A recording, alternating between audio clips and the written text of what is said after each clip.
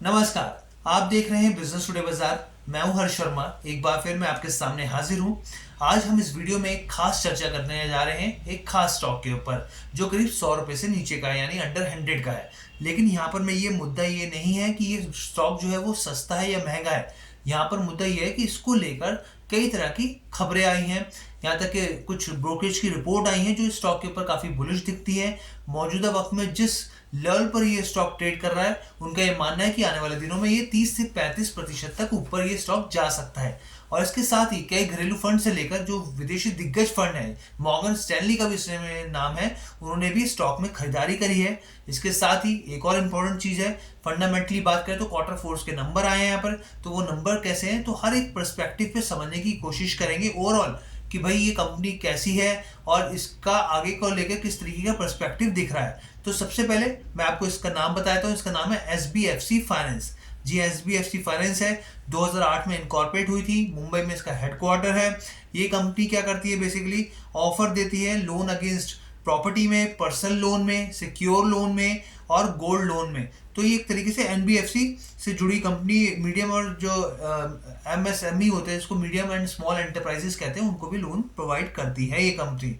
अब हम लोग बात करते हैं सबसे पहले कि भाई किसने खरीदारी करी है इसमें, इस कंपनी के स्टॉक्स में किसने दिलचस्पी दिखाई। तो देखिए सबसे पहले जो डोमेस्टिक फंड है यहाँ पर, SBI म्यूचुअल फंड, उसने यहाँ पे खरीदारी करी है। इसके अलावा मॉर्गन स्टैनली हो गया, कस्टडी बैंक ऑफ जापान हो गया। अब हिस्सेदारी के हिसाब से बताता हूँ कि भाई कितनी कितनी हिस्सेदारी हुई है।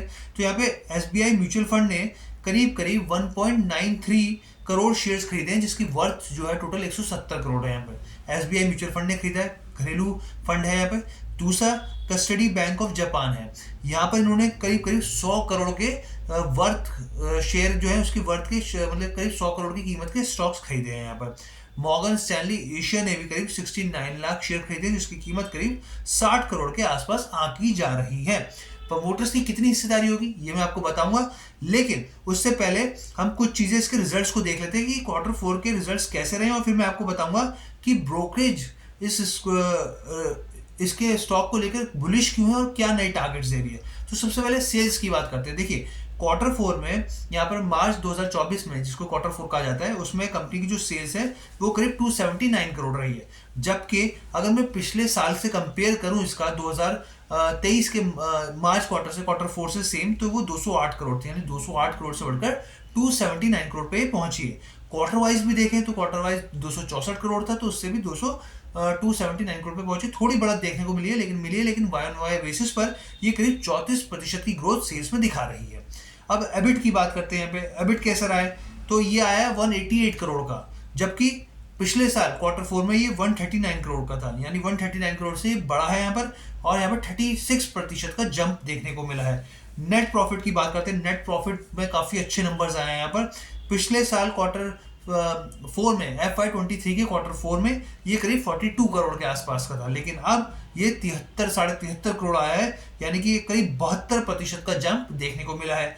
EPS यानी अर्निंग पर शेयर, उस वहां पर क्या स्थिति है, अर्निंग पर शेयर को देखें तो पिछले साल क्वार्टर 4 में, FY23 के क्वार्टर 4 में ये 0.48 पर था, अब ये बढ़कर 0.68 पर पहुंच गया है।